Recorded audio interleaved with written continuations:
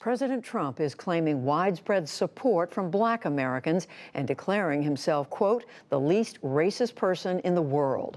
That came today as he defended his attacks on Elijah Cummings, the Baltimore congressman leading investigations of Mr. Trump. The president spoke before an event in Virginia that Black lawmakers boycotted. As his helicopter roared, he insisted it is voters that count. They are happy as hell. So you may have a couple of politicians boycott, but it's all a fix. It's all a fix. The fact is, African-American people love the job I'm doing because I'm working for them. I'm not working for the politicians. In fact, a recent Gallup poll found only 8% of African Americans support Mr. Trump. Meanwhile, he was briefly heckled in Jamestown today at the event marking the start of self-government in America in 1619. The first African slaves arrived that same year. For their part, Black Virginia state legislators gathered in Richmond, where a slave jail once stood. One tearfully urged spectators to reclaim the nation's soul. The number of Central American migrants crossing Mexico to the U.S. border has dropped nearly 40% since May.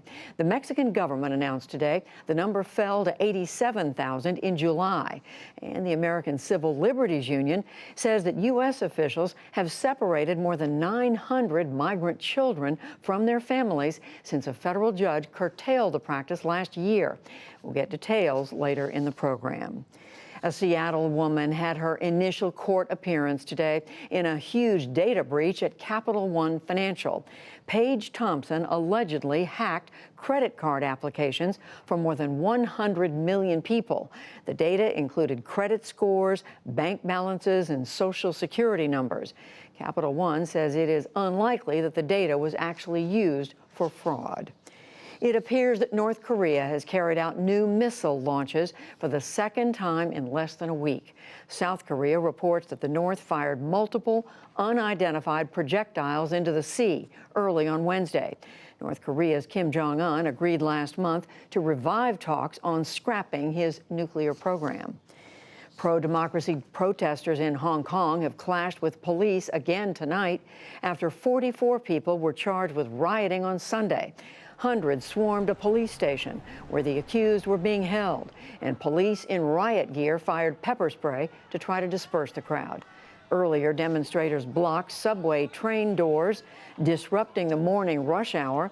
Still, some of the commuters supported the effort.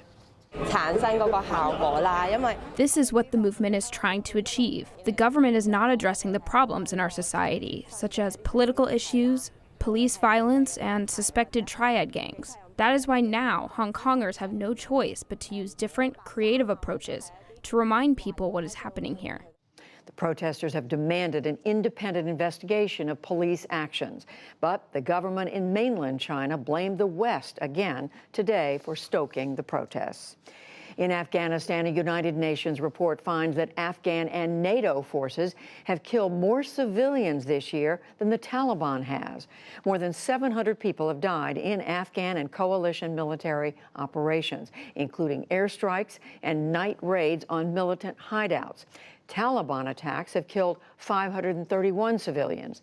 The U.S. and the Taliban are currently holding talks on a peace settlement. Back in this country, President Trump warned China not to delay a trade deal, waiting to see if he will be reelected next year. He said he will be, quote, much tougher after the election. The two countries resumed trade talks in Shanghai today. California will mandate that presidential candidates release their tax returns in order to qualify for the state's primary ballot. Democratic Governor Gavin Newsom signed the new law today. It is aimed at President Trump's refusal to release his returns. Newsom said that states have a legal and a moral duty to ensure that the nation's would-be leaders meet minimal standards. And on Wall Street today, the Dow Jones Industrial Average lost 23 points to close at 27,198. The Nasdaq fell 19 points, and the S&P 500 slipped 7. Still to come on the NewsHour, how sexual assault allegations aimed at the top of U.S. military command raise questions on how they're investigated. What is on the line for the Democratic presidential candidates squaring off in tonight's debate? second chances for young adults caught up in the juvenile justice system, and much more.